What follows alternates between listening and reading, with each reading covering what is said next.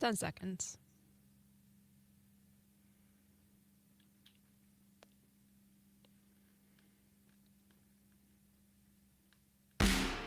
Broadcasting across the state of Wisconsin on the Civic Media Radio Network and around the world on the Civic Media app.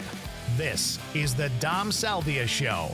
And now, here's your host, Dom Salvia. And welcome to the Dom Salvia Show. Thank you so much for tuning in. You could be a big part, contribute to this fine production at 855-752-4842, 855-75-CIVIC at the phone line. It's a text line. You know how that works. Got Jess PS working hard on the board, on the sound, on the tunes for you today. And jazzed as hell, it's Wednesday, so my co-host of the day, Matt Rothschild, formerly of the Progressive, of the Wisconsin Democracy Campaign, and a frequent Civic Media contributor. Matt, welcome back to the show, man. Hey, Dom. Hey, Jess. It's always fun to be with you, too. Yes, it is always a blast, Matt. Thank you so much. Lots of local news, lots of national news to get to. There's what's that? Authoritarianism in the air, man. We got days of this, man. Trump's going on. But let's start local, Matt. Let's start with the election. We had an election already, man. We had a primary yesterday here in the state of Wisconsin. I snuck out. I did. After the show, I went home and I was 181 in my ward. I went to the wrong one first. You had two in the same building. I didn't know which one mine was. And I even looked at the map, but I still got it wrong. But I did. I cast my vote. I was 181 specifically for the Wisconsin Superintendent of Public Instruction, Jill Underly, the incumbent. She moved forward along with Brittany Kinzer. Now, she is the Republican-backed Wisconsin Superintendent of Public Instruction candidate. Jeff Wright came up short. 128,000 votes Jeff got. Brittany got 161,000. And Underly, the incumbent, Jill, got 177,000. So Underly and Kinzer now go on to the final round. I guess this will be, April 1st. Got another election. Never stops, folks. This self-governance thing, man, it continues. The April 1st is going to be a big election. Not only for this, but especially for the Wisconsin Supreme Court. But this race for state superintendent of schools, I wasn't surprised that Jill Underly won. I think she's done a good job as state superintendent of education. I was kind of surprised at the challenge from Jeff Wright, who I like a lot, who I think is a very attractive candidate. Both times that he's run before, I've been impressed with him. But it was just curious to me as to why he was running. I always thought Underly was going to win anyway, so why attack her? And then the other thing is there was this split between, WEAC, the Wisconsin Education folks, and the American Federation of Teachers. Usually they're on the same page when it comes to candidates. So I was just kind of totally confused by the challenge from Jeff Wright. Not surprised by the outcome, however. And I do think Brittany Kinzer is just a stalking horse. Not even that. There's nothing stalking about her. She's right there in the open. She's the pro-voucher candidate, the destroy the public schools candidate. And so this is a big race. Do you want to support our public schools, or do you want to see the continual draining of our public funds going to private schools? I don't. Yeah, a second unfunded mandate for the thousands of kids that are in this other operation, these other schools. Now, Kinzer, my understanding, was also a consultant. Like, she's in the voucher school business. It's amazing how much they want to get their greedy little hands on that socialist public school money. Now, man, I went to a public grade school, kindergarten through 8th grade in the fine town of Hortonville, Wisconsin. I grew up in Stevensville, up north there. Hey, not too far out of Appleton, Wisconsin. And then when I got into high school, my parents decided, well, they don't want me going to that high school. They want me to go to Appleton Xavier, private Catholic education, college prep and all that. And I was very depressed about all that. My older brother and sister, they both went, so I knew the writing was on the wall, and I knew I'd be pulled out of my favorite school with all my friends and dumped into this religious education. And one thing I noticed about that was my parents had to go to pocket for it, man. There was money they had to pay for it, man. There was tuition in high school. My parents had to pay for me to go to this high school. There were no tax credits. right? There was no break on your taxes. There was no voucher, no access to get some of that money back then, or at least that my parents took advantage of if there were. But I figured, at the end of the day, Matt, that's up to the parents. You want to send your kids to a different school and not a public school, then go to pocket for it. We have in this world, in the environment in which we've decided to live, and the governance that we've come up with, Matt, we have, some basics here, public education to give everybody a shot, right? We have police officers, for example, that try to keep people safe, right? You have fire departments try to keep the fires out, so on and so forth, right? Well, if you are not happy with your policing, your safety, you can go out and hire a security guard, right? You can go do that on your own. No one's giving you a credit, on your taxes to buy the security guard. You can get, what I'm saying? You can go down the list of public services that are available to everyone, but some people think are not good enough for them. Okay, but then why should they be able to, tap into the well of that public money to pursue their own private interests, Matt? It is really bothersome to me. And throw up above and beyond that. It's not just the education. I got a great education at Appleton Xavier. I really did. It stuck with me. I had some great teachers, great friends. I mean, I think there's good teachers everywhere, right? The religious stuff didn't take, though. See what I'm saying? That was the other thing. Like halfway through my freshman year, because I didn't come up in those starter, religious schools. All my friends, they were at like little feeder schools that did all the religious stuff, and they all went to Xavier, St. Mary's this and whatever that, all these little schools. And then they went to the main to Xavier. So I wasn't down with the whole tradition, let's call it. And so when I started asking questions in school, I got excused. I didn't have to go anymore. At the religious school, I no longer had to go to religion class, which was fine. But this now, and that was in my parents' time. But this is religious indoctrination, man. You got these organizations, these churches, teaching kids that the earth is 6,000 years old. Well, how does that mesh with the math and science that they were just in, Matt? Right, and I don't want my taxpayer dollars to go to that kind of indoctrination. And the problem with our voucher program, our so-called school choice program in this state, is that, more and more of our tax dollars are going to fund these parochial schools and this kind of indoctrination. And so I'm against the school voucher program. I did a podcast in our Wisconsin Forward Civic Media podcast series precisely on this school choice question. But yeah, I mean, Brittany Kinzer, she's one of those folks who, they think there should be no income ceiling at all on the people who are getting vouchers. You could be the richest family. You could be Diane Hendricks. We could pay Diane Hendricks' grandchildren to go to a parochial school. I mean, that's ridiculous. Folks, you're listening to the Dom Salvia Show. That's my co-host of the day, Matt Rothschild. You can join us as well, 855-752-4842. So Underly will move along into the next round with the voucher person. Some of the reporting here from the Journal Sentinel as well kind of ties into this. Matt, I want to get your thoughts on this as well. From Molly Beck, from today, Assembly lawmakers vote to reverse state report card changes. Thinking, wait, what? What does this mean? The lawmakers passed a bill 54-44 that requires the state DPI to overhaul its state report cards to match how they measured academic achievement on the state test before the changes were made last year. Okay, well, why is that? Well, some Republicans argued those changes, championed by Underly, again, the incumbent who won, will be on the ballot in April, will help the Milwaukee Public Schools evade accountability for low student performance. Robert Witt has said this, a Republican from Racine, with voting no, you're neglecting your responsibility to help kids learn. Now, all they did, Matt, according to the reporting here, which blows my mind, they changed the categories of achievement. It was initially like 4 categories: below basic, basic, proficient, and advanced. Now it's developing, approaching, meeting, and advanced. So 3 of the 4 have changed. Oh my! How is that? How is that problematic whatsoever? Yeah, I mean, and also, there's advanced and advanced. Those are identical. Meeting and proficient, those are pretty close too. I mean, they're just playing word games here, and they're also using the terminology changes as a cheap way to take another swipe at the Milwaukee Public Schools, which they've been doing constantly as an excuse to promote their voucher school program. That's what this is all about, really. Bill, the author, one of the author, I guess, Bill, Senator John Jagler from Watertown. I've heard mentioned in an interview, it hurts kids' feelings to be, and parents' feelings, to be told that they're, quote unquote, below basic. That's the old term. It affects their mental health.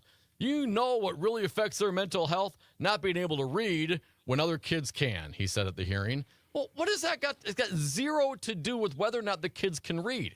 I mean, being below basic as opposed to developing, I'd rather be developing and versus below basic. And some of these Republicans will say, oh, it's going to be, how we're going to possibly know. Hell, even Tony Evers, and Evers had a speech last night. We're going to get to some of that as well. Even Evers was like, well, we should have done a little more. Now, Underly pushed back on that. So maybe Evers didn't have enough of the information. But to imply somehow, some way that people can't look at what the old terminology was and determine that 3 of the 4 have changed, but they're still kind of the same just because, it hurts people's feelings, as Jagler said, too bad.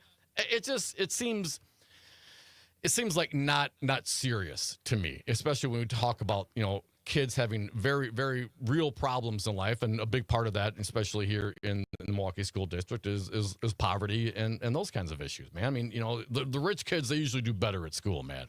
Yeah, and the public schools are supposed to take care of all our social ills. My wife was a school nurse for many years, and she had to bring in string cheese to feed the kids because they had no breakfast, and they were hungry and they couldn't study because they were so hungry. And you had the schools taking care of all, trying to solve the problem of poverty and hunger in America. I mean, why don't we give the schools more money? And that's one of the things Evers talked about last night, which was good. And he also talked about giving free meals to kids. God forbid we do that. But as Robin Voss said, we're not going to be Tim Walz's Minnesota. And why not? Right. Feed hungry kids. My God. How do we possibly do that with your woke attitude?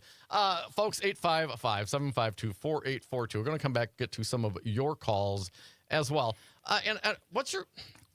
As we go to break here, man, I want you to ponder something. What could be done on the executive level, on the governor's level, to do away with these vouchers, man?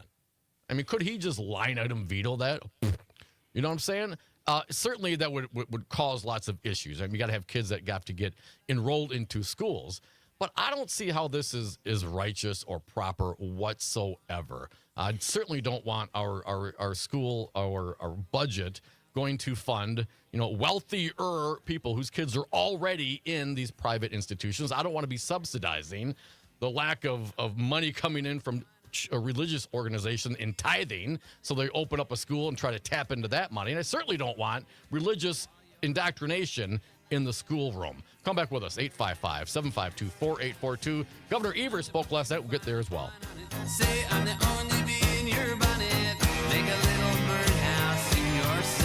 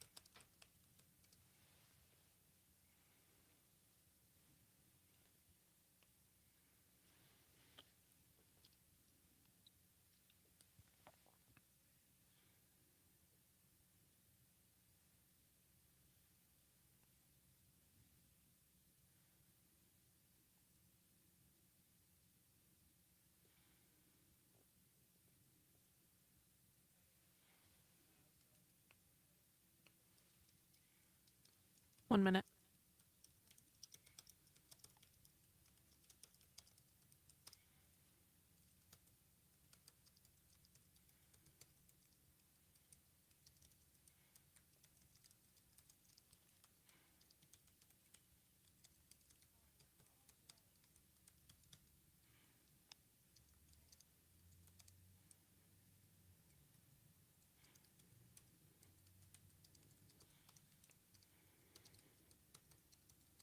30.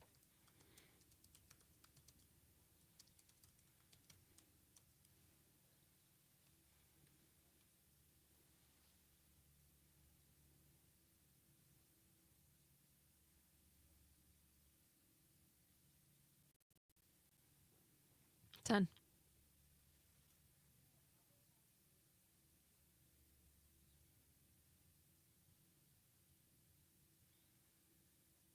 Come heavy or don't come at all. You leave your piece at home, that's your call. It never paid to be merciful. Come heavy or don't come at all.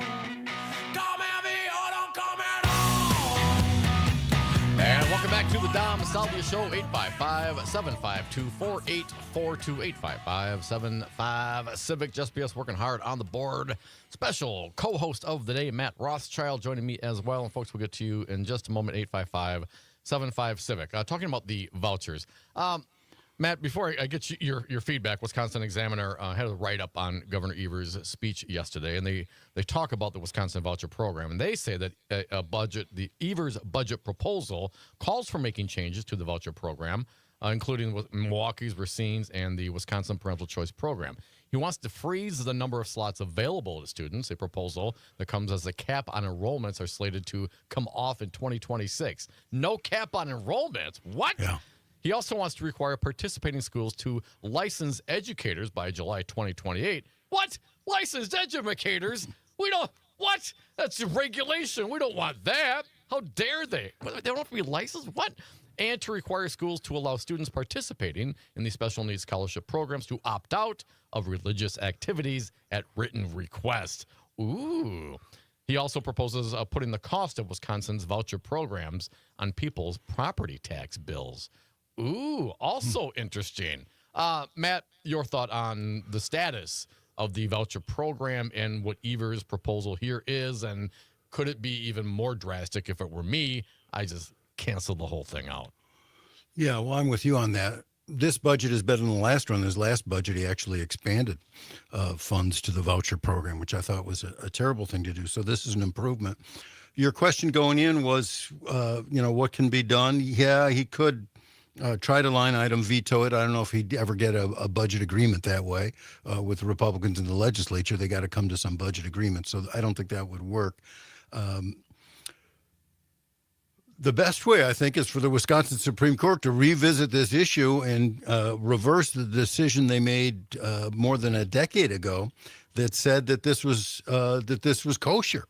I mean, I cannot believe that the Wisconsin Supreme Court approved this taxpayer money going to parochial schools. Seems to me a blatant violation of the separation of church and state. So I know there have been some rumblings of court challenges that are going to go up possibly to the Wisconsin Supreme Court at some point. I hope that's one of them. We need to really take a look at how much of our public dollars are funding these private parochial schools. It's just way, way too much, and it's draining our public schools. So to me, a ruling from the Wisconsin Supreme Court that no taxpayer money should go to parochial education would be a real answer to this problem. And perhaps the half step of his effort here to put the voucher program funding on people's property tax bills would be at least a sideways way around it. 855-752-4842. Wonder if the Republicans will go for that. Let's get to some of the callers. Happy Wednesday. Brian from Milwaukee, you will be first today. Thank you, Brian. What do you got for us? Hey, guys. Great show as always. I was raised in a very devout Catholic household. Went to church every Sunday, was pulled out of school for CCD, First Communion, confirmation, yada, yada. Yeah. If you want to, raise your child in a Christian household and with Christian values, then send them to a Catholic school or a Christian school. Or do like what my parents did and have you take CCD or something extracurricular. But once you start teaching Christianity in public schools, I pray to God that they are willing to start teaching Taoism and Hinduism and Buddhism and everything else. Yeah. Because those exist as well. And I look at my sister, for example. She's raised Catholic. She practices Catholicism. And her husband is Hindu. We invited the whole family over from India for the wedding at my parents' place. It was the most most beautiful thing I've ever seen. Yeah. You know what I mean? Yeah. And then I'm gay, my brother's gay, family's accepting, you know. So there needs to be a separation of church and state. There has to be. This is just. Brian, thank you so much for sharing, man. And you're right, and I think that gets to the point, a part of it anyway. Of course, the funding is problematic and the quote unquote indoctrination. But if you're going to start like mandating, an hour for Catholicism, an hour for Hinduism, and an hour for atheism, an hour for the Norse gods, an hour for the Roman gods, and don't forget about all the gods that have come and gone. I mean, we'll never get to reading, writing, and arithmetic, Matt. Yeah, and our tax dollars right now are funding religious indoctrination for tens of thousands of kids in Wisconsin. And to me, I'm an atheist Jew. I mean, what the hell? I mean, why is my money going to that? It is troublesome, and I think I'm kind of going off of memory here, Matt. So forgive me, but I think the way they get around it is they give the money to the parents, and the parents decide what to do with the money. You know what I mean? Is that That's a shell game, though, and I can't believe the Wisconsin Supreme Court, fell for that or blessed that. And it's another reason the Supreme Court race coming up April 1st is a really important race. Are we going to have a liberal majority in that Wisconsin Supreme Court or not? That's one of the issues that is likely to come before it. And I hope they'll take a real good look at this ruling that they made a while ago that needs to be reversed. That's a great point. We'd have to have someone withstanding to go and challenge these things and get it in front of hopefully a liberal Wisconsin Supreme Court, and at least put the money back on, put the funding for this back on the folks who want it. If you want to do that, pay for it yourself, like my parents did. Back in my day. And if the churches want to give folks who don't have enough income, if they want to give them scholarships, let the churches give them. Churches have a lot of money. That's a very valid option. We actually just got a caller who called in, Helen from Wanakee. Didn't want to come directly onto the air, but asked that we bring her message. She's a Christian. She's a practicing Christian woman. She goes to church. She loves her religion. But absolutely, that should not be in the public schools. Right. This is not something that she wants her money going to because she understands it drains away from the public schools. 855-752-4842, 855-75-CIVIC. There are ways we could do this. Maybe it gets in front of the Supreme Court. Maybe Evers line is get rid of it. Nope. Or maybe, these organizations, the churches and these schools, they're religious based, can give out the scholarships and for those who have trouble paying for it. Or another option, call me crazy here, but maybe they could all start paying property taxes. Call me crazy, but they don't pay any property taxes. Also, not only are we giving up revenue to them, they don't kick in. Come back with us, 855-752-4842. Governor Evers spoke last night. We're going to break down that speech as well. Stick around.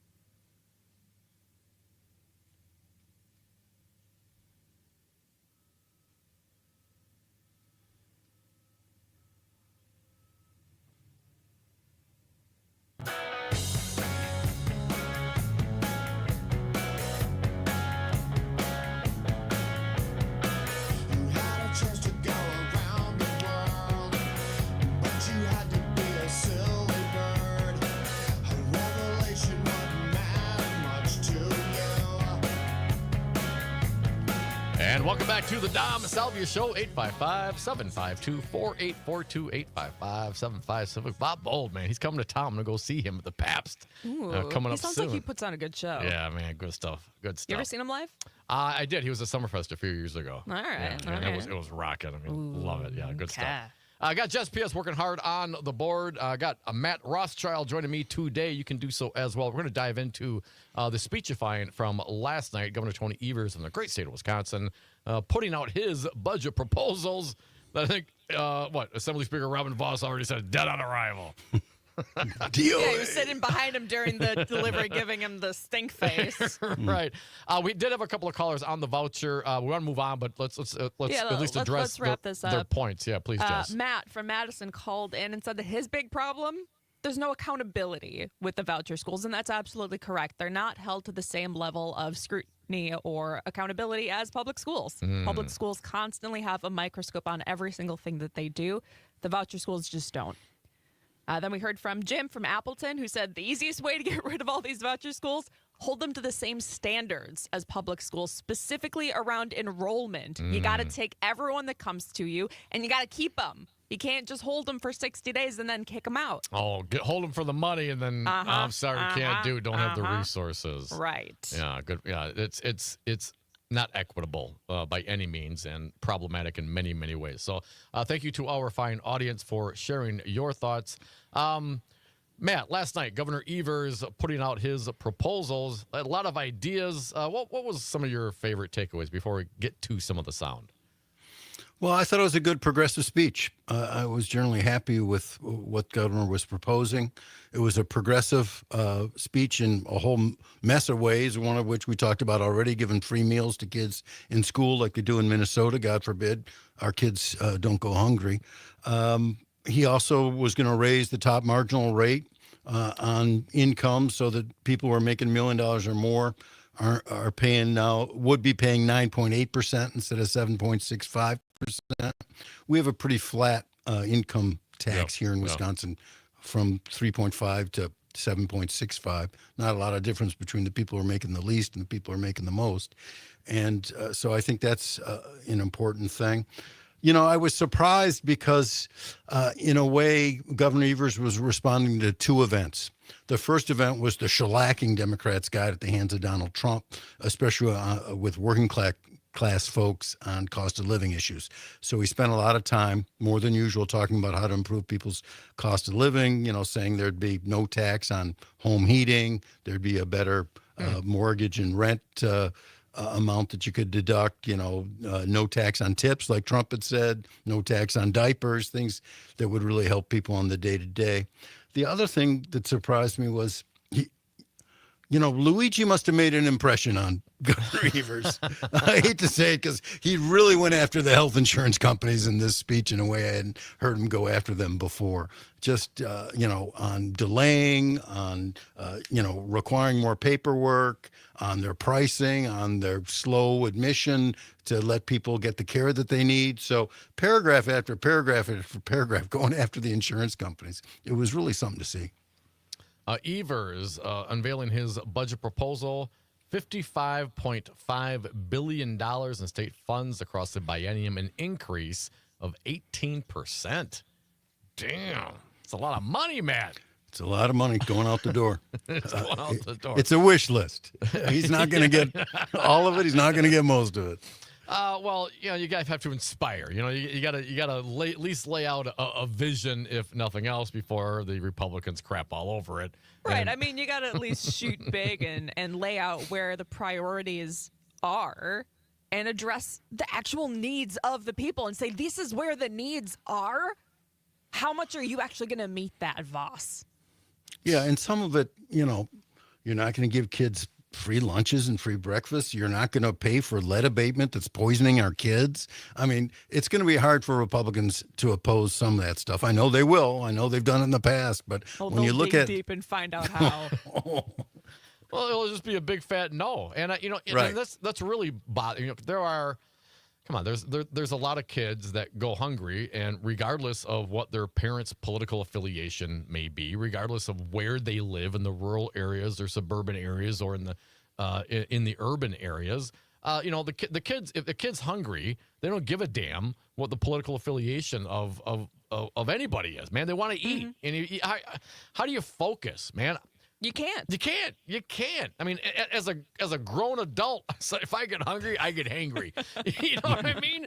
And I'm good, man. You know, and if you're growing up and you're going through all the changes and the pressures of the school and who knows what the home life is like and all those things. A little stability. You know, you talk about the Republicans are all down with a stable marketplace. You got to have stability. You got to have consistency. Yeah, so do kids.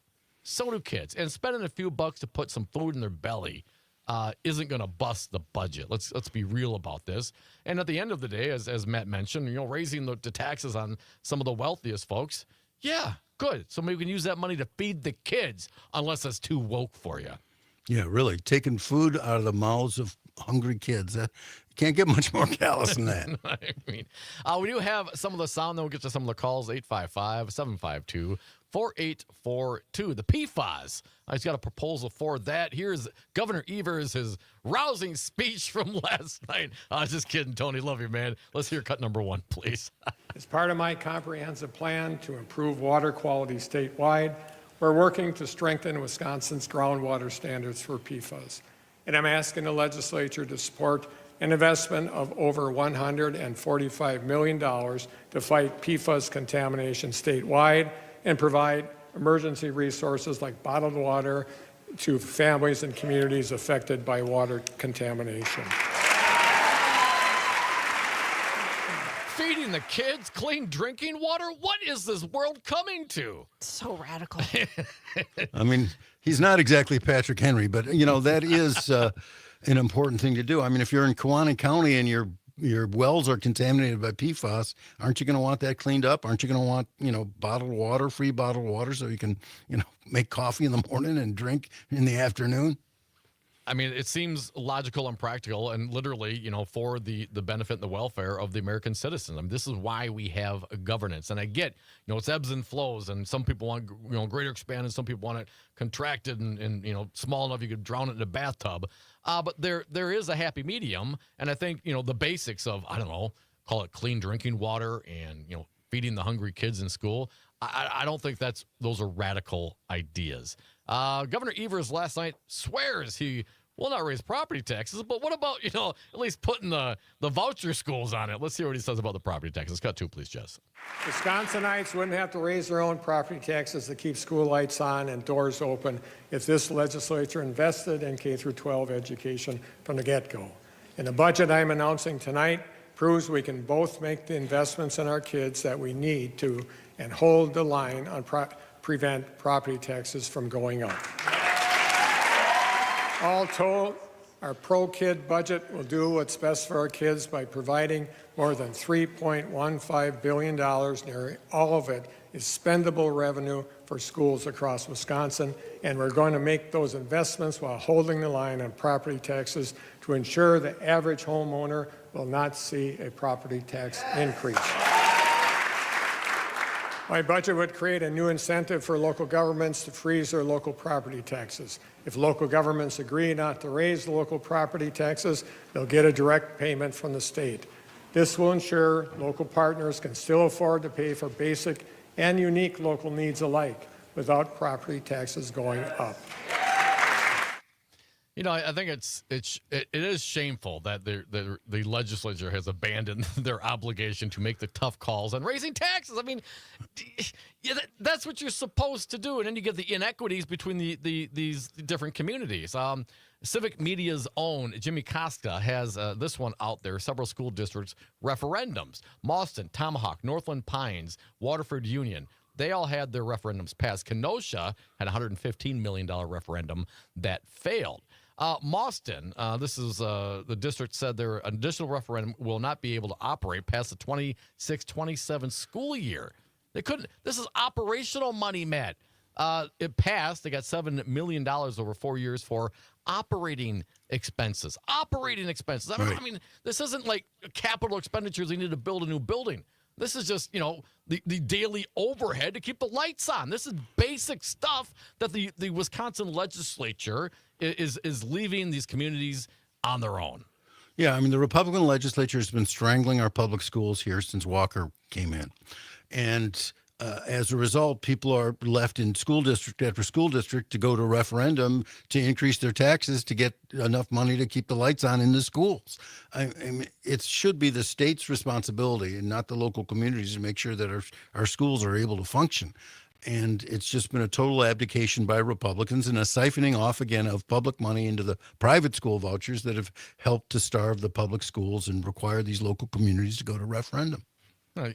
All these things ultimately end up subsidizing the religious indoctrination of students with public money. That's what it boils down to. I mean, I know I keep harping on it, but I'm telling you, if this were, for Muslim schools and teaching Sharia law, these Republicans would freak the F out. But since it's their religion, no problem. Let's move along. Governor Evers last night, no tax on electric and gas. Cut number 3, please. Let's save Wisconsinites money on their monthly utility bills. I'm proposing to eliminate the sales tax on electricity and gas for Wisconsin homes, which will save Wisconsinites about $100 million in out-of-pocket costs each year. Yeah, okay. I'm on board. I'm down with that. Hey, Republicans, you want to pay a little less for your electric and your gas? Well, only if those rich people pay just a little bit more. We got some more. The tax on tips, as Matt mentioned. Let's hear cut number 4, please, Jess. Let's also make sure Wisconsinites can keep more money in their pockets. I'm proposing to nearly double Wisconsin's personal income tax exemption. That means Wisconsinites will pay no income taxes on the first $1,200 they earn, period. And I want us to work together to pass my proposal to support students and workers in our service industries by letting them keep the tips they earn tax-free. Let's eliminate taxes on cash tips. I will only work for tips. No, just tips, please. Now, does this feed into the terrible tipping monstrosity that we have in America? Yes. Yes. I'm Matt, also- any thoughts on the tipping? Well, I think that's a really good idea. The fact that Donald Trump brought it up in the first place shouldn't, say we can't do it. It was a good idea. That's why Kamala Harris came behind it as well, and Evers is behind it too. The no tax on your first $1,200, that's not going to be a huge saving for folks. Everything helps, but, that's, $45 or something. You're the accountant, not me, Dom, but, I don't think that's going to be a huge, huge help to folks. Yeah, every little bit helps. Folks, you are listening to the Dom Salvia Show. We got Matt Rothschild joining me today. You folks are lining up on the board and on the lines, 855-752-4842. I know we have some more sound to get to, but I want to give us plenty of time to get the last couple of bites here from the governor. Before we do that, Matt, as we go to this break, expanding Badger Care.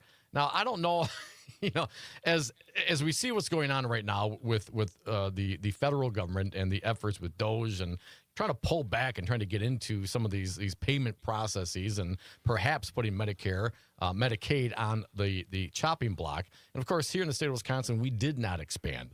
Governor Walker, in his infinite wisdom, came up with a Wisconsin way that made it really, really difficult for people that are in 130% of the poverty level to actually get health care here because they didn't want to do that. And they're all very concerned about, we can't trust the federal government. Well, it's kind of a self-fulfilling prophecy when you put in a guy like Donald Trump who threatens to cut off your funding. Yeah, when your own guy is saying maybe we're not going to pay it, maybe they were right, but in just the wrong way. Folks, come back with us. We're going to finish up the Evers sound from last night, 855-752-4842.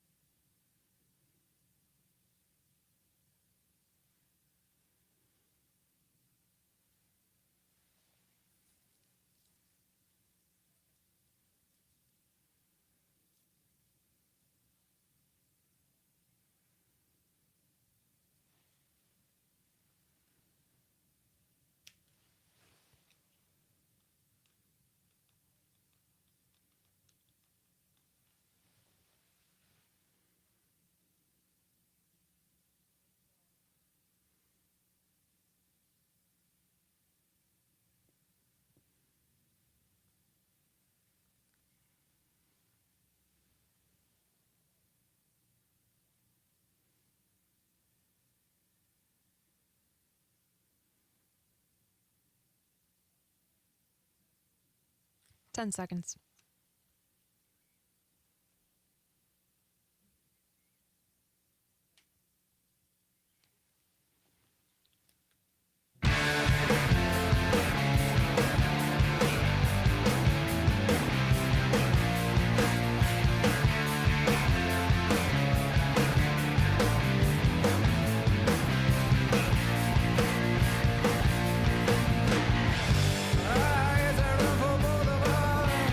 Welcome back to the Dom Salvia Show, 855-752-4842, 855-75. Civic got Just BS working hard on the board. Co-host today, Matt Rothschild, formerly of the Progressive, the Wisconsin Democracy Campaign, an author and a contributor here at the Civic Media Radio Network, and a good friend of ours. Thank you, Matt, for joining us. Wrapping up the speechifying last night, Governor Evers presenting his budget to the world, $55.5 billion. Just a couple more here, as mentioned before the break, the expansion of Badger Care. Just play number 5, please. Healthcare should not be a privilege afforded only to the healthy and wealthy. It's why I am again proposing to expand Badger Care, which would save Wisconsin taxpayers nearly $2 billion over the next 2 years. That's billion with a B, folks. And expand quality, affordable health care coverage for about 100,000 Wisconsinites. And I'm also providing new hospital investments to improve access to health care across Wisconsin, including our rural communities. I mean, how much money have we left on the table on this state by not expanding Badger Care with the ACA? I mean, $2 billion over the next, what do you think, over the next two years? So billions and billions of dollars. Yeah. There's a real sin. And he did mention the rural hospitals that have been shutting down. I mean, it's been a real crisis in western Wisconsin, in the La Crosse and Eau Claire area with the shutting down of hospitals. So that's an important investment to make, too. And it's so short-sighted, I think, from these Republicans. Because, if we'd have done this years ago, we'd have had an extra, $2 billion a year. 10, 20 years ago, 15 years ago, 15 billion. Do the math. I can do 1 times 1 year, man. And it's just to leave that out there for no other apparent reason other than, well, we don't want that money. We'll take all the other money. We'll take the road money. The federal government spends all sorts of money to the states. We are one of the states of all the states that are out there. One of, what was the number? I think maybe out of 20. Who receive more from the federal government than we kick in. The state of Wisconsin is. Minnesota, not so much. Illinois, not so much. Governor Evers, the postpartum coverage, his final statement from last night. Let's play cut number 6, please. In the year of the kid, let's finally do what's best for our moms and babies. Let's extend postpartum coverage for pregnant women on Badger Care up to 1 year after giving birth. Wisconsin and Arkansas are the only 2 states in America that haven't done this. I mean, nothing against Arkansas, but come on, folks. I've proposed this in every budget I've introduced as governor. There's also a bipartisan bill to get it done that almost 90 legislators support. One legislator should not be able to single-handedly obstruct a bill that's supported by a supermajority. Who do you think that one legislator is, Mr. Rothschild? It's got to be Robin Voss. So there was, he threw 2 elbows there, one against Robin Voss and one against the state of Arkansas. But I kind of like both of them. And also, let's be clear here. This is a proposal to expand Badger Care so that low-income new moms can get health care beyond 60 days. All they offer right now here in the state of Wisconsin is 60 days. Evers wants to expand that to a year. I mean, my wife's a pediatric nurse. She told me all about postpartum psychosis that some moms have. Yeah. And there's some serious illnesses that women have after they give birth. And Not to mention deny just- poor well, not to women mention this just the- coverage, come on now. The trauma of carrying a child and delivering them into the world, it doesn't get resolved in 60 days for the vast majority of people. This is something that, best case scenario, within that year, you will be healing from this. But 60 days. Come It's brutal. on. It's just brutal. That's terrible. That is just absolutely unacceptable. And there's zero reason why the Republicans, I'm assuming based on that speech of Fine, Robin Voss, calling you out if I'm wrong. Please correct me, 855-752-4842. All these other states are doing it. Why can't we do it? And it's not just about following what other states do. This is literally about helping new moms out beyond, what, a couple months? Are you kidding me? I mean, my daughter was in the NIC unit for like 6-7 weeks when she was born. I mean, come on. This is... All you pro-life Republicans out there, give Robin Voss a holler. We can do better, folks. We can. Governor Evers at least laying out his priorities, because that's what the budgets are, folks. They are priorities. We will see what the other side comes back with. Voss has already said dead on arrival, so there you go. 855-752-4842. Let's get back to the lines. Matt from Middleton, you are next. Welcome, Matt. What do you got for us?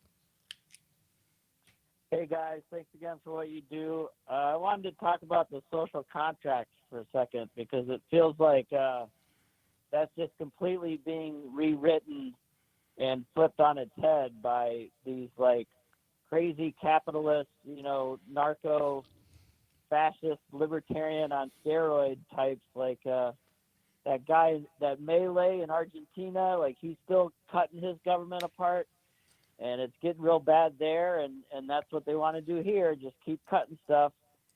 And they literally don't think that, they think it's okay if one person gets all the wealth, suddenly has all the drinking water in the world, and they would think that person's just really great for doing all that. Yeah, Matt, thank you so much. Just don't. Sorry, man, we're going to cut you short there. We got a hard break coming up here. Appreciate your contribution. The social contract? What social contract, man? You better get it in writing. You better get it in triplicate. You better get it notarized, and you better put it in a safe. Because these cats, they got nothing to do with a social contract. Hell no. It's their way or the highway. Come back with us. Got a lot more to get to on the national stage as well. And God, that authoritarianism is really burning my nose. Let's get back to it. 855-752-4842.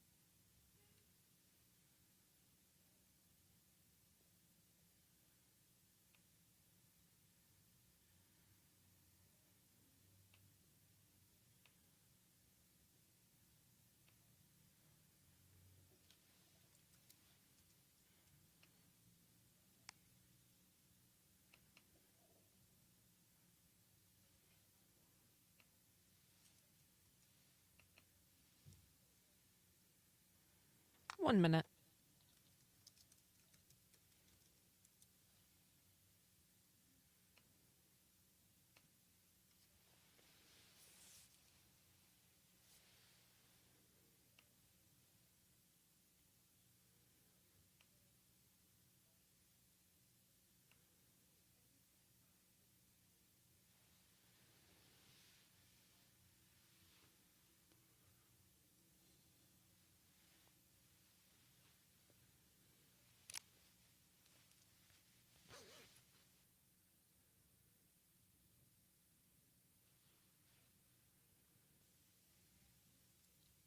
$20.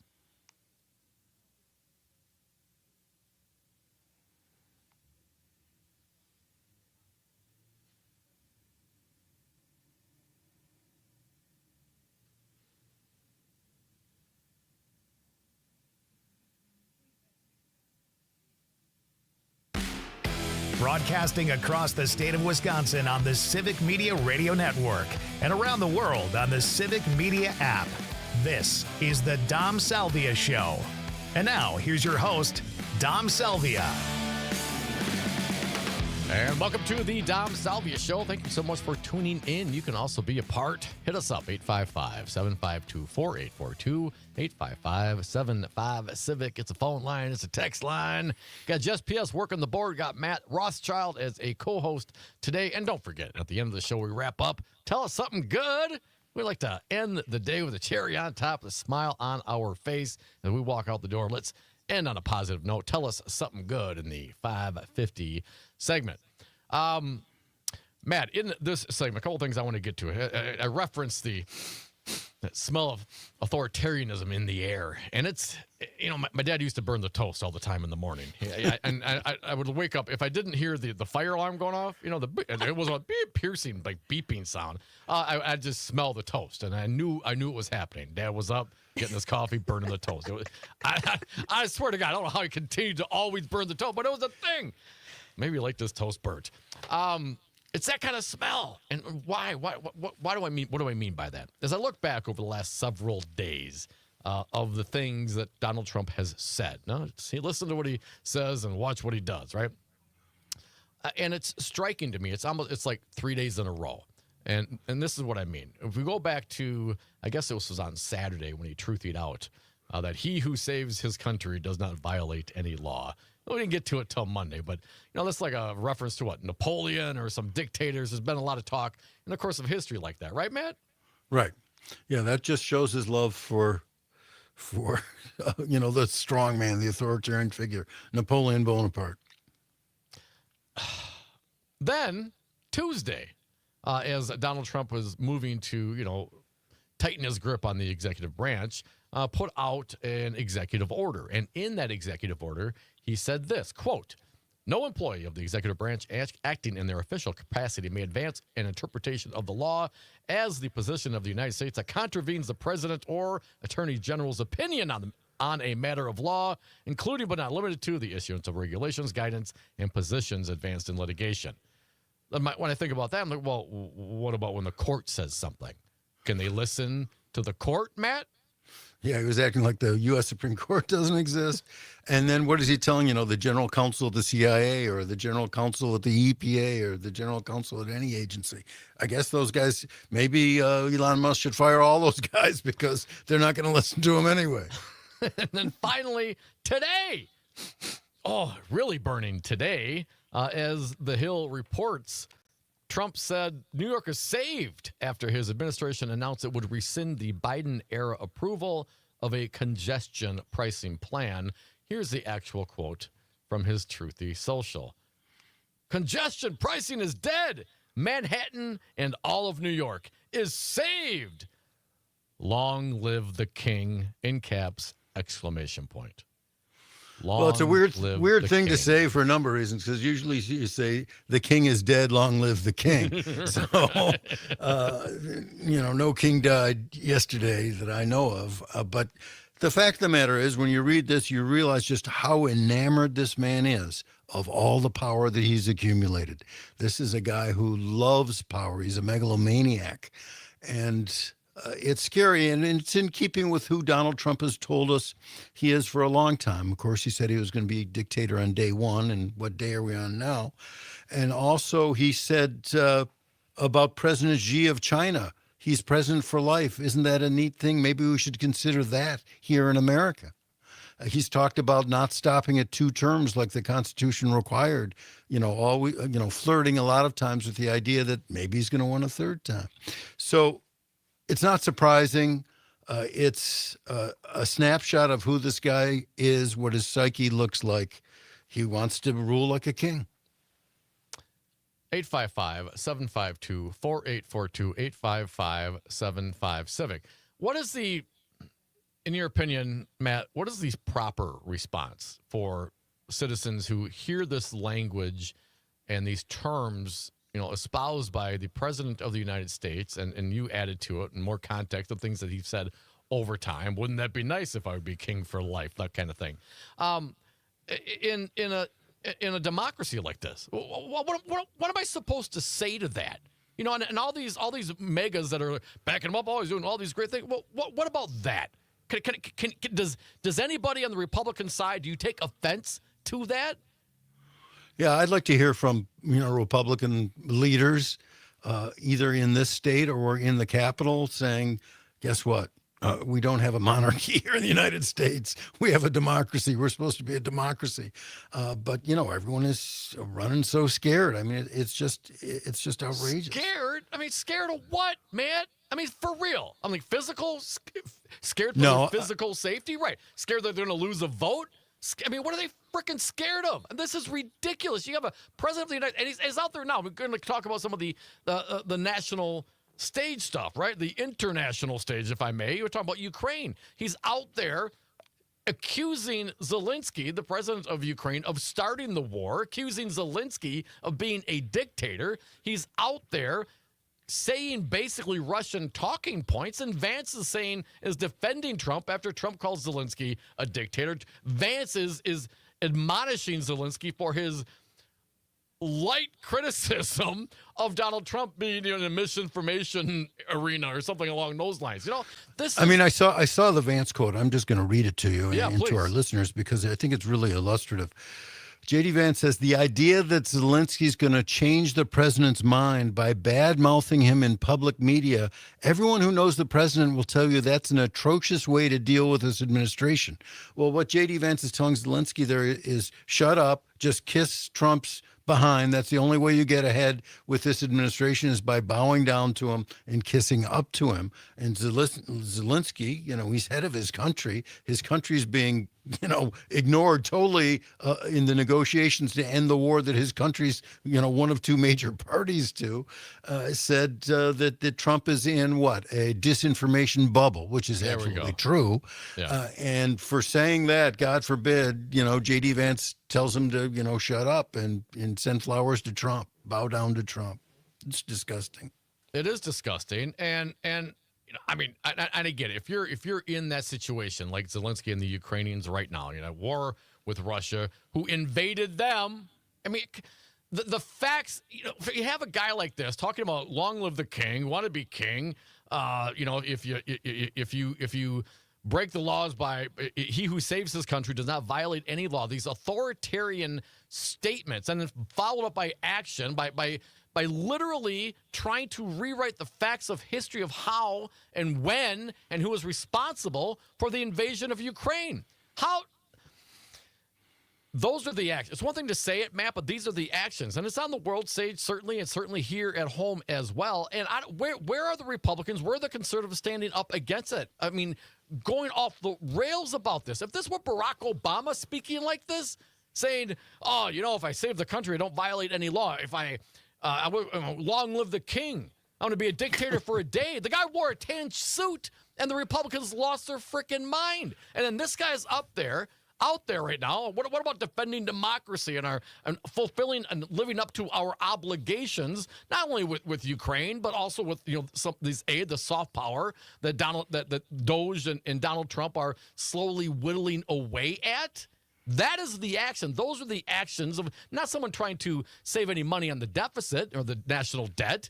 Because that ain't happening. Because the budget they're putting forth is going to add $4.5 trillion to pay for the tax cuts for the rich. I mean, when are you people megas, Republicans, when are you going to see this? And if I'm blurry in my vision, if I don't understand it, maybe I'm just seeing it at the surface and I can't read between the lines, tell me how this is any different than the man actually wants to be a king. And the last time we had that, man, it didn't work out very well for King George. And don't even get me going on the French Revolution. You know, the amazing thing, though, is he's so hungry for power that he's not satisfied to be president of the United States. He needs to run the Kennedy Center in Washington, D.C., and he needs to decide on traffic patterns in New York City. I mean, it's just absurd when you look at it. It's almost laughable, but it's not laughable because he's destroying our democracy. I mean, we saw it with the pardoning of the January 6th folks. That was a real telltale sign right there. And I think he's going to go down in history as a traitor to the U.S. Constitution and to our democracy. And, we're going to have to rally here to defeat Trump and Trumpism over these next 4 years. And it's going to be one crazy day after another, like you're saying, Dom, with him acting totally inappropriately for a president of the United States, to say the least, if not traitorously.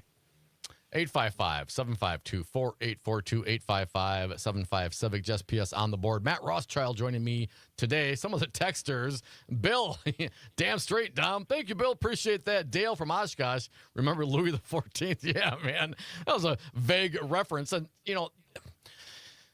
remember when it was, like, cool to want to have a democracy? Remember those days, Matt? Like I mean, that's the French what Revolution and the American Revolution kind of modeled after the French Revolution. I mean, before that, and certainly around the world and other places, it's a really strange experiment that those with all the power and the money don't just run roughshod over the masses of the people.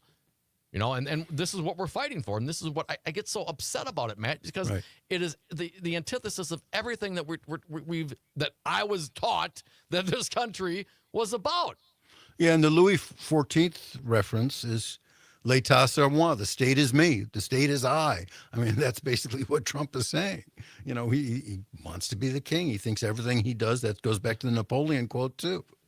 And Louis the 14th, his head ended up in a bucket, if I recall correctly, right? Is that my history? Or did that get rewritten by Donald Trump as well? 855-752-4842. Mark from the SAC, you're up. Welcome. What do you got?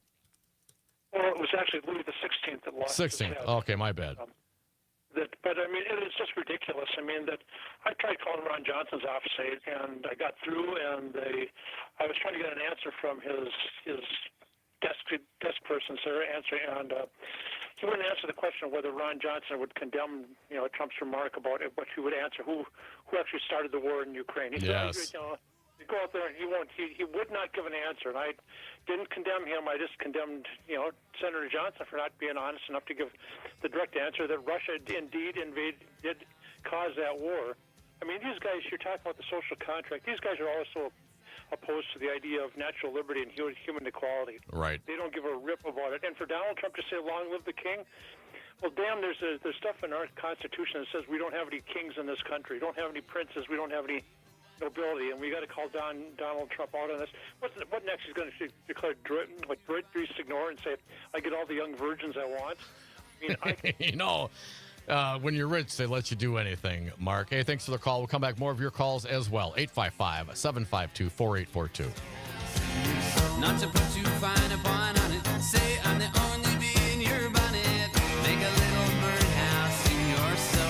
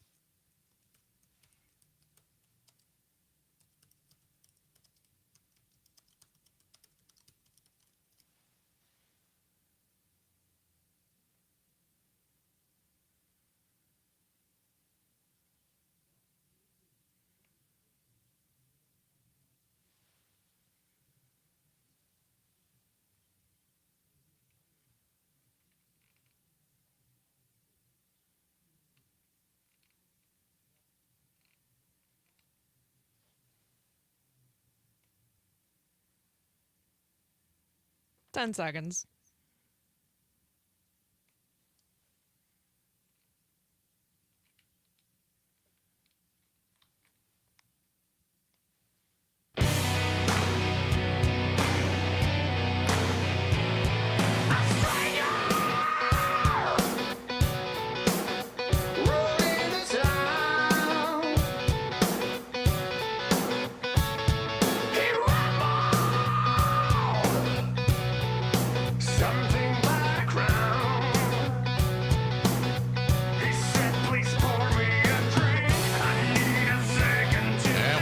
The Dom Salvia Show, 855-752-4842, 855-75 Civic. No kings allowed here. I don't bow to any man or woman or person or God or being. 855-75 Civic. That's how I roll. Matt, go ahead. Yeah, I just was Googling at the break here, and I caught this from Yahoo News. On Wednesday afternoon, after ordering his administration to intervene in New York City's recently implemented congestion pricing model, Trump wrote on Truth Social, congestion pricing is dead, and long live the king. Shortly after, this is the new part, White House Deputy Chief of Staff Taylor Budowich posted a screenshot of Trump's post on X alongside an AI-generated image of the president, catch this, in a crown and cape. The White House's official X account also shared an image of a fake cover of Time magazine depicting Trump in a golden crown with the headline, "Long live the king." There you go. The propaganda follows right after. Now, if we're going to pay attention to what he does and what he says and what he does and make a distinction, is that how am I supposed to interpret that other than the guy wants to be a king and wipe out democracy not only in this country but around the world? What would be the alternative thought and effort for this? There's not an alternative explanation of it other than the implicit order, bow down to the king. Praise the king, give everything to the king. That's where we're at with these White House flunkies on social media, putting him in a crown and cape. I mean, it's absurd. It's Orwellian. It's certainly not what our democracy is supposed to be. We're the opposite of a monarchy. We fought a monarchy. I mean, do we have to go back and listen to Paine and Jefferson and these folks who rightfully rebelled against a king? I think so. If you have any sense of liberty, of individual liberty and the right to exist, and if you believe in life, liberty, and the pursuit of happiness, well, that doesn't go. You cannot also have a king in that equation, because the king it's all about the king. That's why he's king. It's good to be king, as Tom Petty said. It's good to meet girls. It's opposite land. And yes, I think we do need Paine, Jefferson, and some of those the historical figures that talked so eloquently and fought against this. And of course, certainly we looked at the course of this country, and we've failed in so many ways, but we also succeeded in so many ways. And this fragile, weird experiment that we do to allow to uphold and fight for the welfare of we the people this is something new and strange in world history, and we can't let some doofus like Donald Trump unwind that. I mean, Donald Trump unwinding this democratic experiment, it would be the greatest tragedy of all tragedies. Because that a con man can take down this 250-year tradition of democratic rule, it's just astonishing. It's astonishing how brittle our system of checks and balances appears to be right now. I mean, I take heart that there is resistance across the country. There are protests all over the place. There are lawyers at the Justice Department resigning in protest, and people who are being fired for no reason whatsoever are, not afraid to stick their neck out and say how outrageous this all is. And we need more of that. And I think we're going to see more of that. I think Trump's numbers are already going down, and, he's going to ruin the economy. He's going to have a Trump recession he's going to have to answer for, and there will be consequences at the ballot box. But people are going to get hurt financially, and immigrants are getting hurt more than financially right now. And there is, kind of sadistic postings of immigrants in chains getting on, ICE planes that I saw this morning that really turned my stomach. But this is what Donald Trump is delivering now. This administration and Trump specifically could not do this on his own, right? So it's not just the people around him in his organization and in his administration. It's the voters that voted for him. It's the other branches of government that refuse to uphold their co-equal status with the executive branch. Yeah, it's the Supreme Court that gave him essentially a blank check. Right. There's a lot. And it's the media billionaire owners who are rolling over and playing dead. Oh, don't even get me going. That's a whole nother topic. 855-752-4842, 855-75 Brian from Milwaukee. So Ukraine just invaded itself? Like Poland invaded itself in 1939? Question mark. When will the MAGA supporters wake up, smell the coffee Trump is lying to, taking advantage of you? Thank you, Brian from Milwaukee. Let's get a couple callers in here while we have time. Tom from L.A., you're up. Welcome, Tom. What do you got for us? Yeah, I think what we're going to see, speaking of authoritarianism, is that there's now 56 cases of measles in Texas. I'm sure Trump's next move is going to be to close the border and demonize and say that's all the Latinos that have come across the border that are actually giving people measles. not the anti-vaxxers themselves. You know what I mean? Nope, Mexico should close the border with the United States to keep the measles from coming to Mexico. Exactly. That's the you watch. That'll be the next playbook. I think is what we're going to see. But yeah, I just again, I just appeal to the MAGAs and the Republicans out there.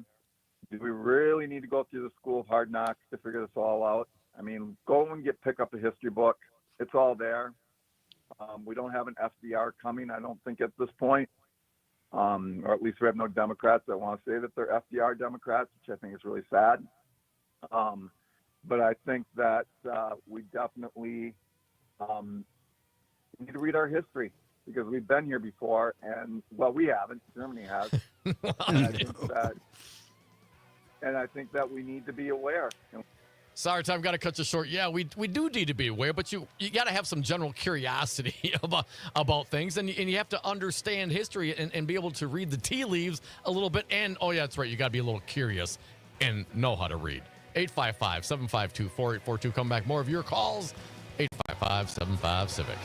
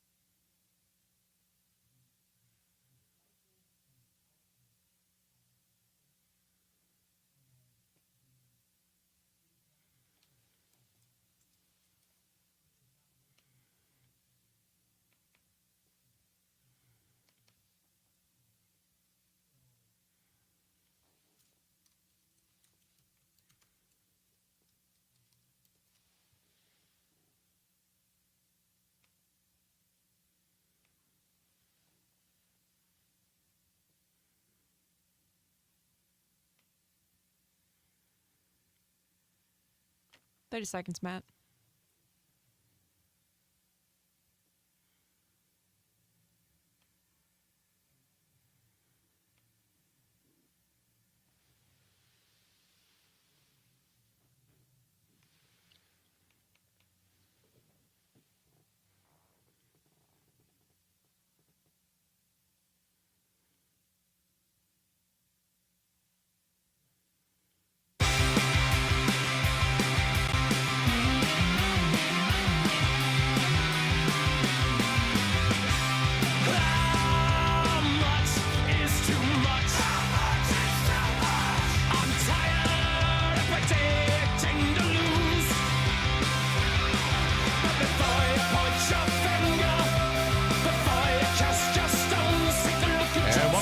The Dom Salvia Show, 855-752-4842, 855-75-CIVIC. You may now refer to me as His Highness or Your Majesty from now on, if this is how we're going to do it. I'm just kidding. It's not going to happen. What? What do you mean it's not going to happen? I declare myself king. I am the king. 855-75-CIVIC. Got a couple of texters and some callers. We're going to get to you as well. Matt Rothschild joining me today. Of course, remember, next segment, tell us something good. You got to tell us something good to wrap up the day on a positive, happy, smiley note. You know, puppies with snow on their nose kind of a ending. Some of the texters are chiming in. Let me share with you a few of those. Uncle Tony says, Hitler also said, Hitler is Deutschland and Deutschland is his Hitler. Scott from Madison points out, I think you're forgetting that the Republicans think this is awesome. Yeah, it's a great time. You know, Nero fiddle when Rome burned, man. Everyone's dancing. Larry, he chimes in. Good show. History lesson. Munich, 1938.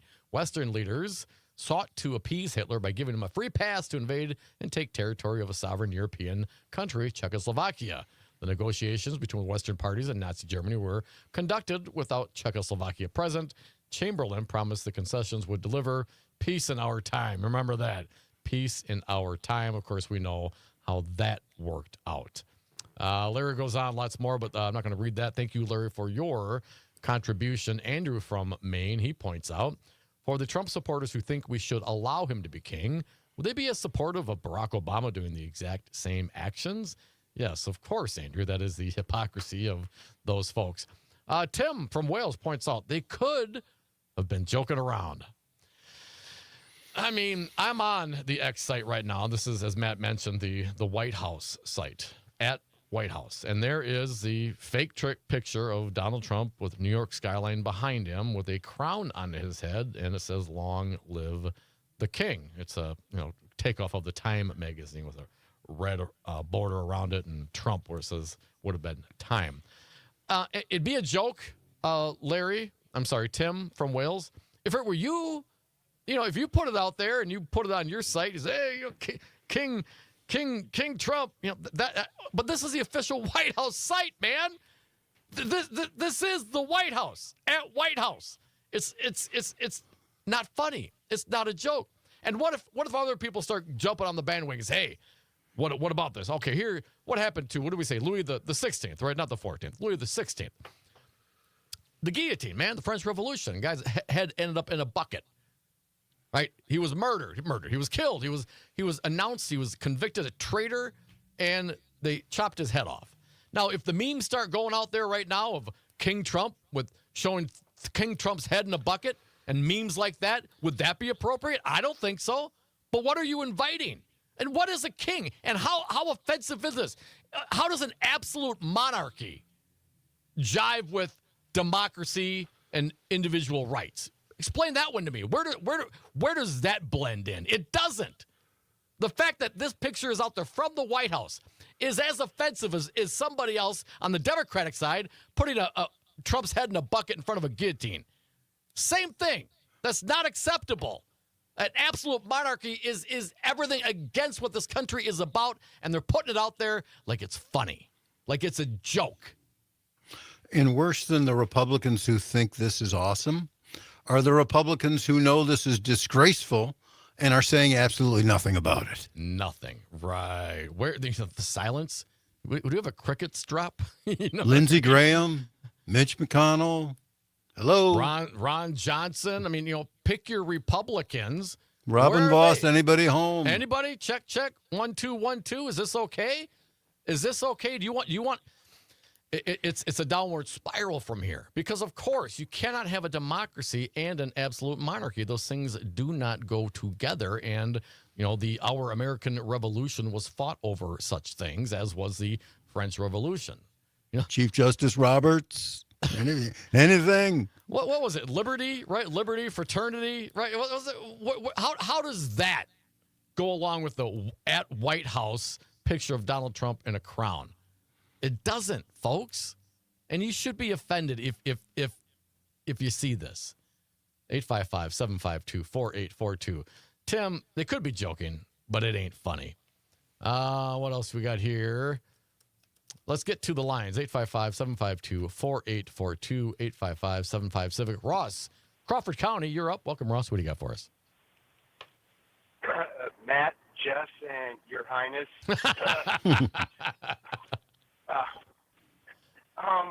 Okay, just 3 points. Hopefully they're quick. The other day, Dom, you had Harvey K on, and he brought up this idea of a road show, of getting some Democrats that are out there. He almost made it sound like it's already too late. We as Democrats and others need to hear this alternative voice, and a road show would be really good. Just a bus with 4 or 5 people that are willing to sort of speak their minds, that have the time and go from city to city and can start to talk about these alternatives, because the news there isn't really any focus for us as opposition. In terms of you guys talking about this King Trump, I mean it shows who these MAGAs are. It's really kind of embarrassing. It shows who. No. As America, it kind of shows this part of America. It's just like, oh goodness, this is kind of embarrassing. But it's a cult.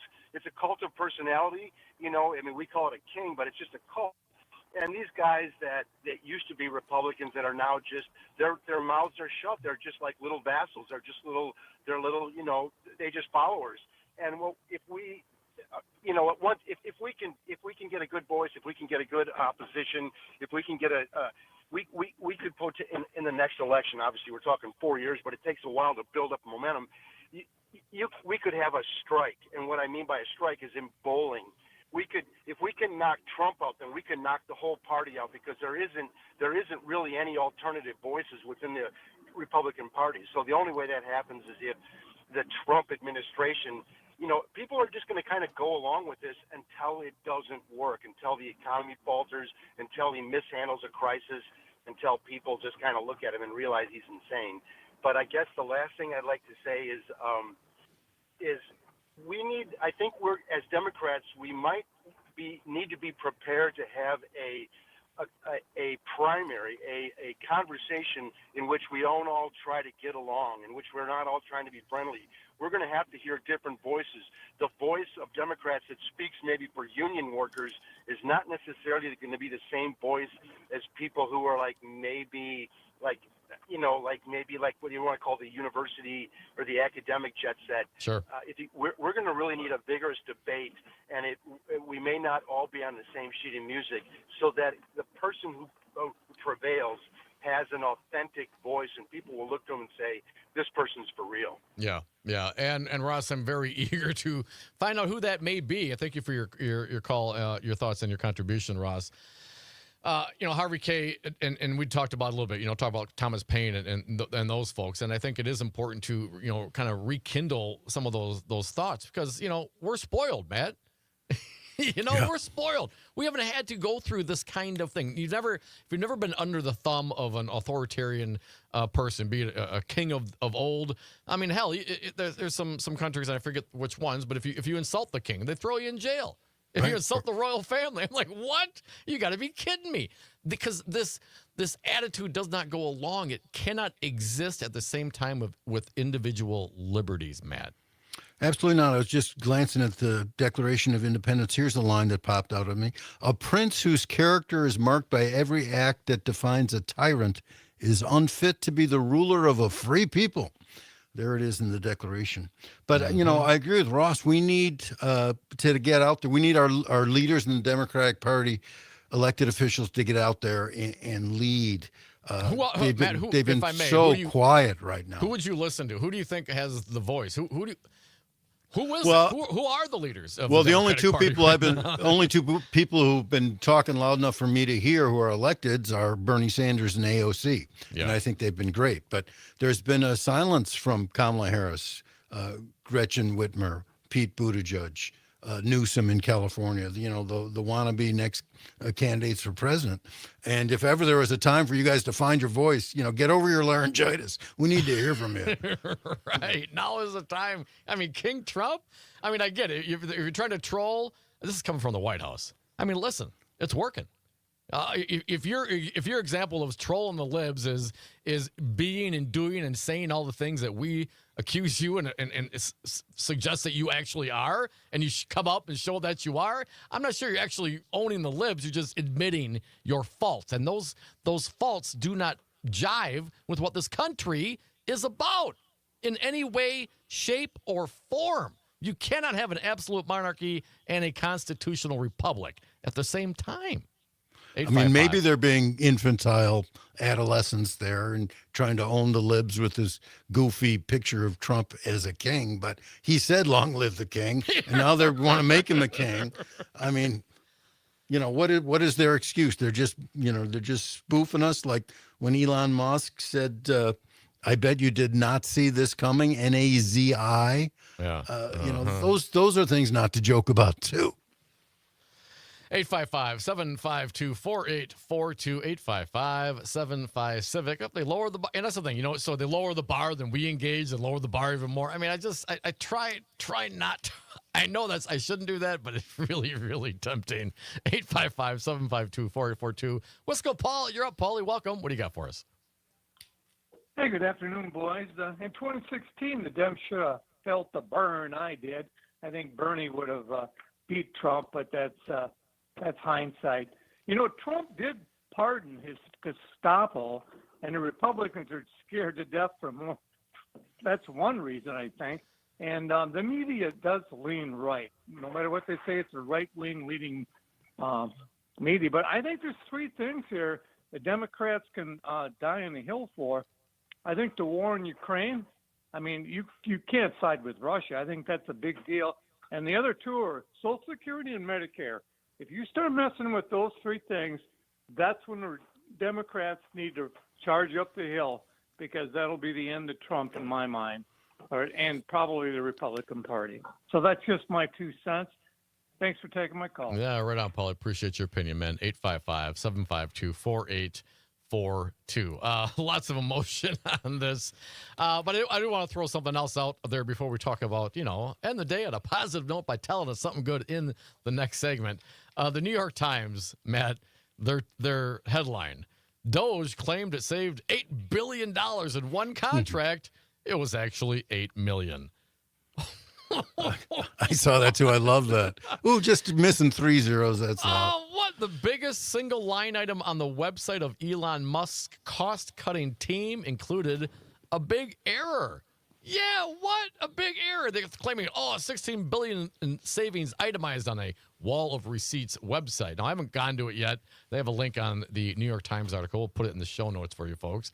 As the Times points out, almost half of those line item savings can be attributed to a single $8 billion contract for ICE. But Doge, the Doge list, vastly overstated the actual value. It was $8 million, not $8 billion. A larger total savings number published on the site, $55 billion, lacks specific documentation. So, when people say, well, how do you... He's doing all these things, and we talk about credibility.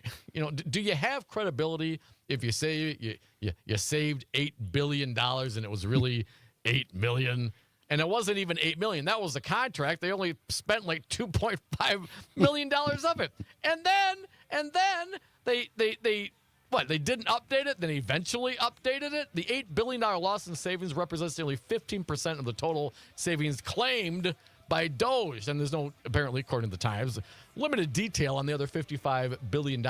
You wonder why I don't believe it? Because they're making mistakes like this. And he was out there. He like, oh, we're going to make mistakes.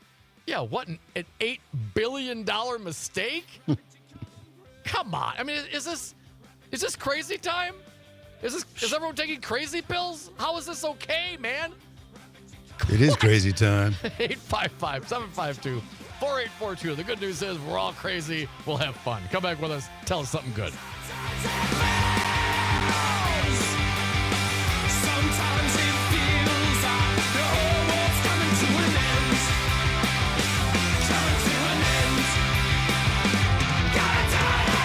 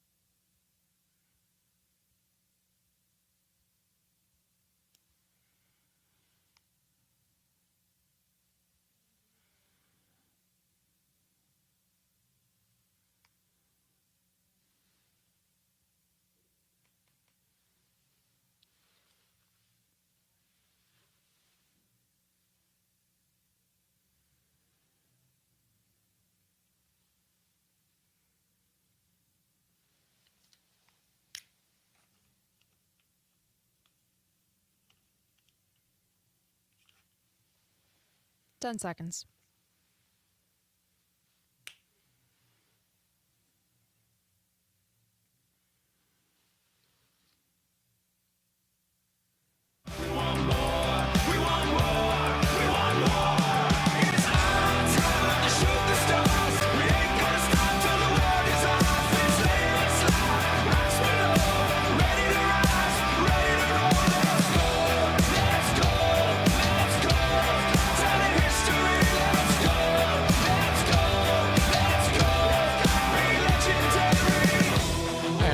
To the Dom Salvia Show, last segment of the day. If you got something to say, if you want to be legendary, tell us something good. 855-752-4842. Wrapping up Just PS on the board. Matt Rothschild on in studio, formerly of the Progressive and the Wisconsin Democracy Campaign. Matt, thank you so much for joining us today. You always come up with some really, really good. Tell me something good. What do you got today, Matt? Well, one good thing happened to me. I saw a purple finch outside my window today, and that's a good sign that spring's not far away. A purple finch? Love the purple finch. Yeah, it's Roger Torrey Peterson, the great ornithologist who I grew up with his book about birds. He said it was a finch dipped in raspberry sauce. So wow. This was a female, though. It was just brown and striped, so it wasn't gorgeous, but it was still a not good gorgeous sight. Like the males in the That's bird world, right? Yeah, pretty ladies. Yeah, we all pretty now. Uh-huh. Yeah, but it's always a nice bird to see, and it's a sign that things aren't going to be so cold. So I'm happy the cold is going, and I also happy to see a purple finch waiting for the more birds to come. Wow, that's great. That's great. 855-752-4842, 855-75-CIVIC. I love the birding, especially when springtime's coming. I believe also we have some poetry. Is that accurate? Indeed. What Yeah, can you tell me about this? Yeah, it's by June Jordan. June Jordan was a great poet and activist. She was in Madison That's where I first heard her read about, must have been 30 years ago when I was a young editor.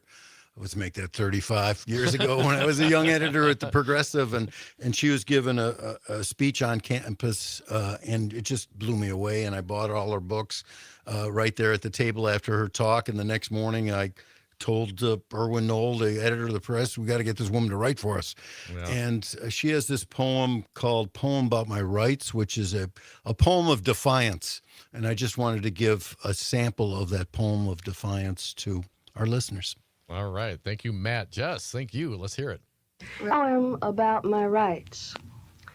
Even tonight, and I need to take a walk and clear my head about this poem about why I can't go out without changing my clothes, my shoes, my body posture, my gender identity, my age, my status as a woman alone in the evening, alone on the streets, alone not being the point being that I can't do what I want to do with my own body because I am the wrong sex, the wrong age, the wrong skin, and suppose it was not here in the city but down on the beach or far into the woods, and I wanted to go there by myself, thinking about God, or thinking about children, or thinking about the world, all of it disclosed by the stars and the silence. I could not go, and I could not think, and I could not stay there alone as I need to be alone because I can't do what I want to do with my own body. And who in the hell set things up like this?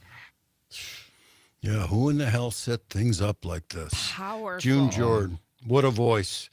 I miss her a great deal, and it was a tremendous honor to work with her at the Progressive. But I want to encourage people to read June Jordan, Poem About My Rights, poem about South African women, where she came up with the line, "We are the people we've been waiting for." That was a June Jordan line.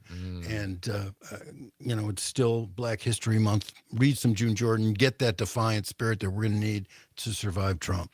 Yeah, absolutely. How about you, Jess? Well, first, I just want to say that poem, it's about 5 minutes, and I will link it in full into the show notes. And anyone who needs 5 minutes to just reckon with the way that things are and who the hell set things up like this, listen to this woman. Absolutely stunning.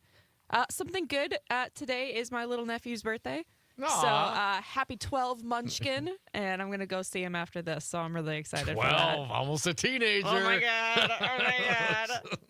You got something good for us? We got a couple of texters in here. We'll get them out there first. Something good from Andrew. Dunkin' Donuts brownie batter donut. Yum. Yeah. And Lady Jess working hard on the board, making it sound so easy. Yes, thank you. Thank you, Jess. You're welcome. Larry, he jumps in poems and birds. Yeah. See? All right, Larry, loving it. And this, a story about A.J. Must, who in his 80s, during the Civil War, stood in front of the White House night after night with a candle, sometimes alone. A reporter interviewed him one evening as he stood there in the rain. Mr. Musty, the reporter said, do you really think you're going to change the policies of this country by standing out here alone at night with a candle? AJ responded, I don't do this to change the country. I do this so the country won't change me. Damn. Mm-hmm. Right on. All right, I got a quick one here. My mother is in a memory care unit up in Appleton, and we have these quarterly, monthly, whatever, every few months we have a check-in with the staff, and we all zoomed in, my brother and my sisters in Florida and a bunch of the staff at the place, and talking about Mom and how she's doing. And she's pretty stable, weight's good. But she's still a little feisty, my mom. Good. And part of that was she was like, sometimes at night when she gets tired, she gets a little verbally abusive with the staff. I was like, damn. No, growing up, I mean, I get it. I was not a great kid growing up. Sometimes I'll be hard to imagine. Feisty myself. And my mom always threatened to me, I'm going to wash your mouth out with soap. And one time she actually did.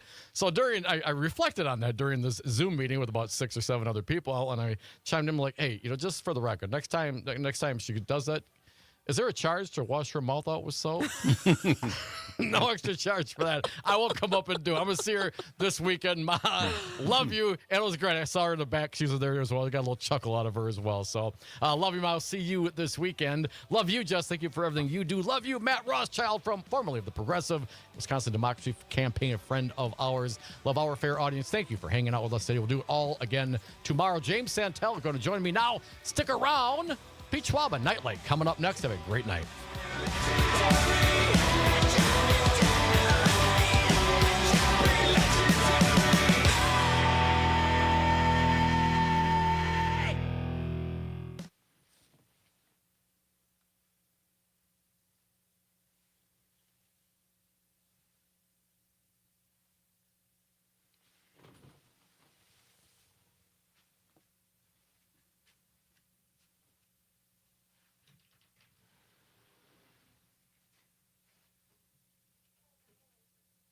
Hey, Dan, Matt Rothschild calling you back about Pat Cornwell.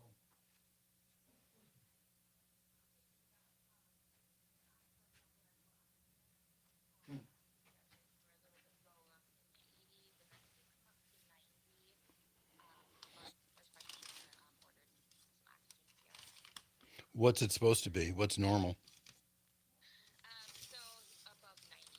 Okay. And why do we think it was diminishing?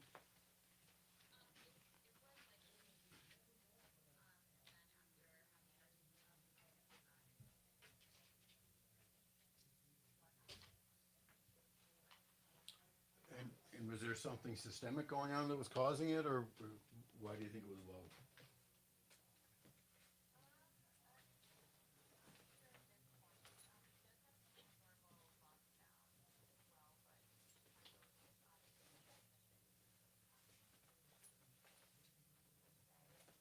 Is there an infection there, do you think? Or? Okay.